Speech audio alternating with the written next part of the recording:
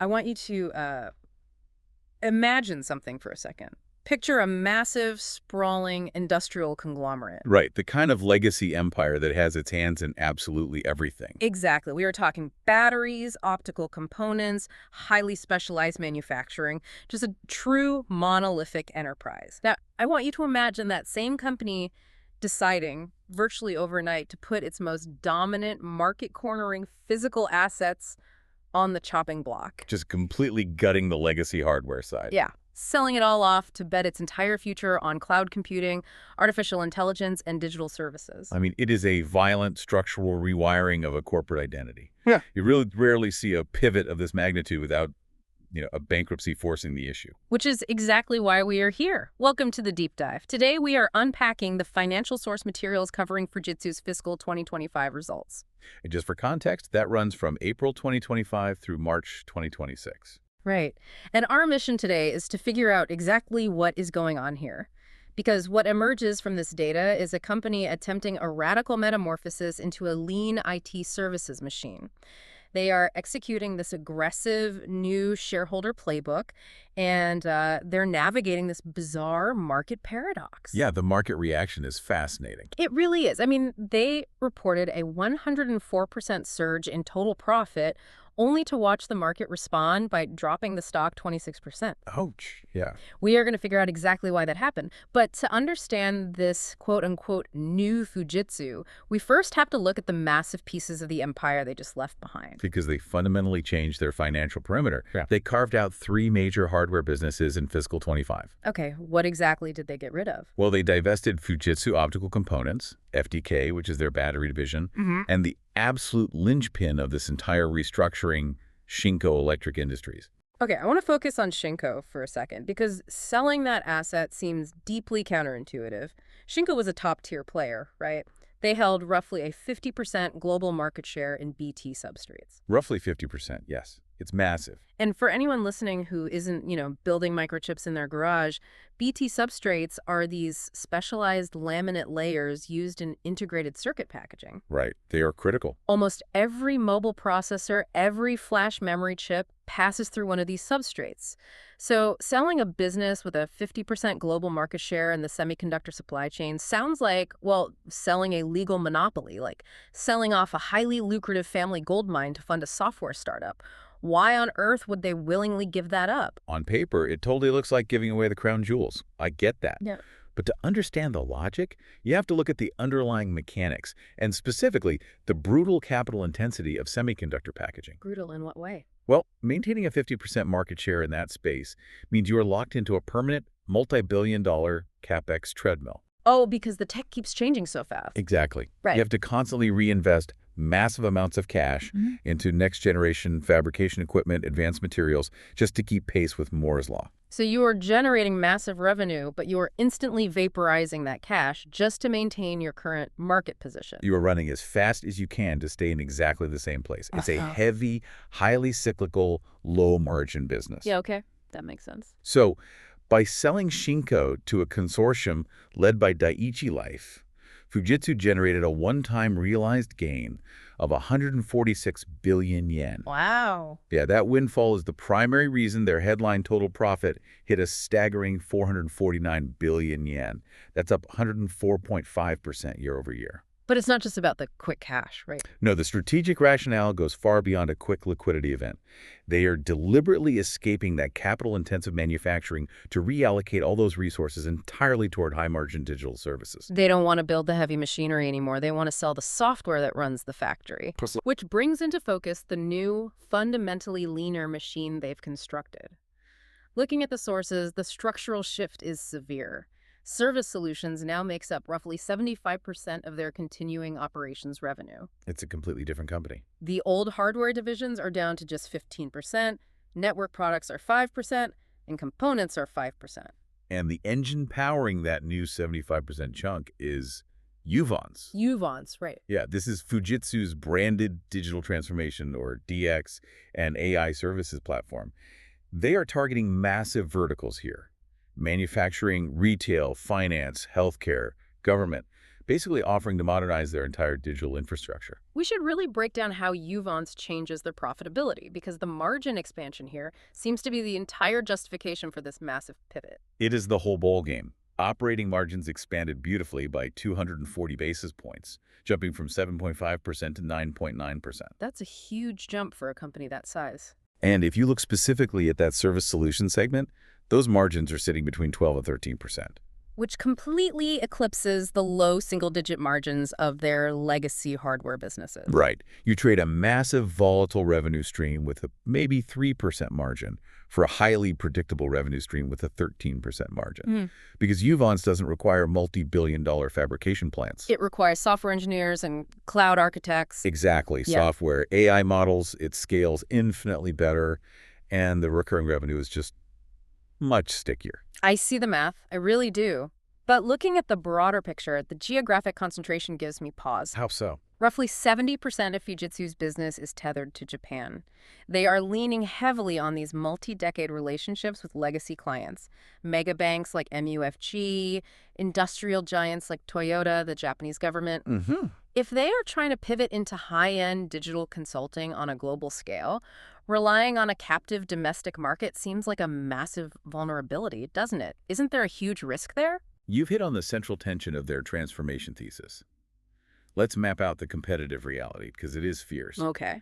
In their home turf of Japan, Fujitsu isn't even the #1 player. Wait, really? No. They are locked in a brutal battle for the #2 spot against Hitachi. And Hitachi operates its own highly successful industrial digital platform called Lumada. Oh, right. And both of them are chasing the clear domestic leader, which is NTT Data. So they aren't even the big dog in their own backyard. Right. But those legacy relationships you mentioned, they are deep. These Japanese enterprises have immense switching costs because their legacy systems are tangled in decades of custom code. So Fujitsu's immediate goal isn't necessarily to win new domestic clients, but to sort of migrate their existing locked-in clients onto this modern, high-margin Uvance platform. Yes. But when they step onto the global stage to service the international operations of those Japanese multinationals, the game changes entirely. Right, because they aren't just fighting Hitachi anymore. Exactly. Globally, they are suddenly bidding against Accenture and IBM on high-end digital transformation strategy. And if the contract turns into a bidding war on sheer operational cost, they're up against offshore powerhouses like Infosys and TCS. That is a tough crowd. It is. Fujitsu is basically a mid-tier player globally. Uvance is the specific weapon they need to justify their valuation and prove they can actually punch in that global weight class. So that transition from hardware to high-margin global services explains the strategy, but the sale of Shinko created a very different, very immediate reality for them, which is just an absolute mountain of cash. Oh, yeah. According to the sources, their cash position roughly doubled year over year to 450 billion yen, leaving them with around 350 billion yen in net cash. And a liquidity pile of that size forces a corporate governance reckoning, especially in today's Japan. And their response was, frankly, a masterclass in capital allocation. They executed a shocking retirement of treasury stock, 293.8 million shares retired in fiscal 25. Which effectively wipes out 16% of their total share count in a single year. That is wild. It's like a baker taking 16% of the slices out of a pie, which instantly makes the remaining slices dramatically richer for the investors holding them. Your ownership stake mathematically increased by 16% without you spending a dime. And you couple that with their dividend policy, and the aggression becomes even more apparent. Right, the dividend hikes. 2 years ago, their dividend per share was 28 yen. Then it jumped to 50 yen. For fiscal 2026, they are guiding for 55 yen. That is a 96% cumulative hike. Almost doubling it. Yeah. Plus, they announced a new share buyback program launching on April 28, 2026. A traditional Japanese industrial conglomerate suddenly behaving like a ruthless Wall Street private equity firm is just fascinating to me. This level of shareholder return is highly unusual for a market historically known for hoarding cash, isn't it? It is unusual, but it's a direct response to the regulatory environment. There was a major directive issued by the Tokyo Stock Exchange, the TSE, back in 2023, and it fundamentally altered the psychology of Japanese boardrooms. How so? What did the directive actually say? Well, for decades, Japanese companies held massive cash reserves. It was basically a trauma response to the banking crises of the 1990s. But the TSE effectively stepped in and said, look, This cash hoarding is destroying corporate value. Stop trading below book value, improve your cost of capital, or face delisting. Wow. Shape up or get kicked off the exchange. Exactly.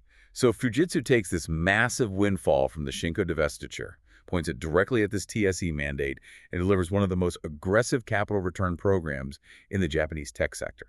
They're signaling absolute compliance. Which sets the stage perfectly for the market paradox we mentioned earlier. Right. Because think about it, record profits, expanding operating margins from this new Uvance engine, a 16% share retirement, double dividends, and 350 billion yen in net cash. By every traditional metric of investing, this stock should have launched into the stratosphere. We really should have. But instead, the market punished them. If it's a leaner, better company now, why penalize them? It feels like leaving the victory party before the cake is even cut. Brutally penalized. Just to put numbers on it, Fujitsu stock peaked in the third quarter of fiscal 25, around December 2025, at 4,283 yen. Then it plummeted 26%, down to 3,172 yen in the fourth quarter. And it barely recovered after the earnings print. Right. It only managed a slight recovery to 3,272 yen. Valuation multiples contracted violently. The price-to-book ratio fell from a peak of 3.74x down to 2.7x. Their forward price-to-earnings ratio currently sits at a very middling 18x. So the market just looked straight through the 449 billion yen headline profit. They heavily discounted the 146 billion yen Shinko gain as just a one-off. Exactly. The market stripped out the divestiture noise to interrogate the underlying engine. This price action comes down to the cycle mechanics of Japanese tech stocks, specifically how institutional investors trade business momentum using a metric called R40. The rule of 40. Now, normally that's applied to high-growth SaaS companies, right, where you add revenue growth percentage and profit margin percentage. If the combined number is over 40, you have a healthy software business. Yep, that's one. Applying that to a legacy IT services and hardware mix is an interesting valuation model. It is, but it is how the market determines if a turnaround is actually working. Institutional algorithms track the inflection of that R40 metric. But the critical piece here is that the valuation multiple, the PE ratio, or the price to book, inflects a full quarter before the fundamentals actually confirm this shift. Oh, I see. So the market buys the rumor of the transformation and sells the news of the actual execution. Exactly. For Fujitsu, the multiple led the R40 metric by exactly 3 months. The market saw the Shinko sale coming. They saw the Uvance margin expansion coming. They priced in the absolute peak of that momentum back in December. And then what? Well, once the actual cash hit the balance sheet and the earnings printed, the market effectively said, great, you executed the obvious structural moves perfectly. What is your next trick? And they just sold off ahead of the curve. That stands in stark contrast to their peers. I mean, the sources mention companies like Renesas or Murata are currently trading at extreme cycle highs. Right. Unlike them, Fujitsu's multiple re-rate has completely played out in both directions. The hype cycle peaked, the valuation compressed, and now all that remains is the cold reality of their operational execution. The multiple expansion is over. Now, every yen of stock price appreciation has to be earned through fundamental earnings growth. Which brings us to the fiscal 2026 guidance, because when you look at that, you see exactly why investors are so spooked. Yeah, let's lay out the bear case first, because it's significant. The fiscal 2026 guidance is highly problematic for a company claiming to be this high-growth digital engine. Revenue guidance is basically flat. They are projecting just 0.2% top-line growth. Essentially zero. Right. And because they are lapping that massive one-time Shinko gain, reported net income is actually guided to drop by 31%. A flat top line really tests the entire multi-year transformation thesis. I mean, if Uvance is truly this revolutionary high-demand platform, why is overall revenue stagnating? But the bear case goes even deeper than just a sluggish year. It involves the existential threat of AI to the traditional systems integration model. Yeah, let's talk about that, because systems integration, or SI, has always been a labor arbitrage game. A company like Fujitsu traditionally charges by the head, deploying hundreds of engineers on a multi-year contract to build or migrate a bespoke IT system for a bank or a hospital. Right. But if autonomous AI agents can write, test, and deploy code in a fraction of the time, that billable hour model collapses. It totally falls apart. If AI can modernize a legacy bank's database in 3 months with a 10-person team instead of 3 years with a 100-person team, Fujitsu's legacy revenue streams could evaporate way faster than Uvance can replace them. That puts immense pressure on them. They trimmed the fat, they got incredibly rich doing it, but now they actually have to prove they can run faster. They have to prove Uvance isn't just an internal cost-saving tool, but a proprietary platform that clients will pay a premium for. They really do. Hmm. But to be fair, the bull case paints a much more optimistic picture of how they bridge this gap. Right, let's look at the bright side. If you strip out the one-off Shinko windfall and look strictly at the core, continuing operations, adjusted operating profit is actually guided up 8.8%, and adjusted EPS is up 11%. So the underlying business is growing profitably. Exactly. The bull thesis argues that they don't necessarily need explosive revenue growth immediately, as long as they continue to expand margins.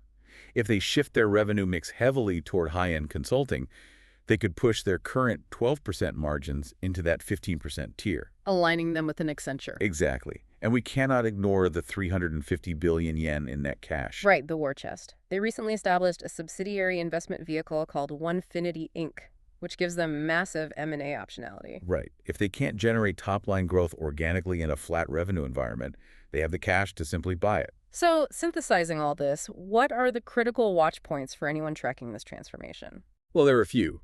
First, can Uvance actually hit mid-single-digit organic growth?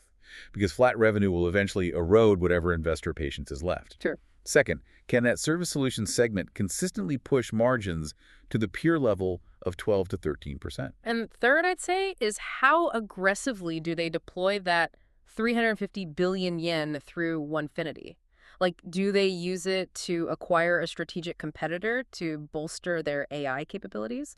Or do they just retreat to financial engineering and buy back stock to artificially inflate EPS? It all comes down to whether this is just a financial restructuring or a true operational evolution. Zooming out to look at the entire landscape of this deep dive, Fujitsu really has executed one of the most dramatic structural pivots in the Japanese tech sector. Without a doubt. They completely abandoned physical hardware dominance, walking away from a 50% global market share in semiconductor packaging just to bet their existence on digital agility. And along the way, they showered shareholders in cash and gave a masterclass in complying with those intense new corporate governance regulations. They did. But it exposes a very ruthless market truth, doesn't it? Past performance does not buy future multiples. No, it doesn't. When a company sells its biggest cash cow to reinvent itself, it starts a timer. It's a race against time to prove the new model works before the market loses patience. Which leaves you with a vital question to mull over, whether you are analyzing your own industry or evaluating an investment portfolio. We've seen how effectively Fujitsu stripped away the illusion of a massive one-off profit to reveal the leaner, maybe more vulnerable engine underneath. So where do you look to spot the critical difference between a one-off windfall and a genuine structural evolution? Something to think about. Until next time, keep diving deep.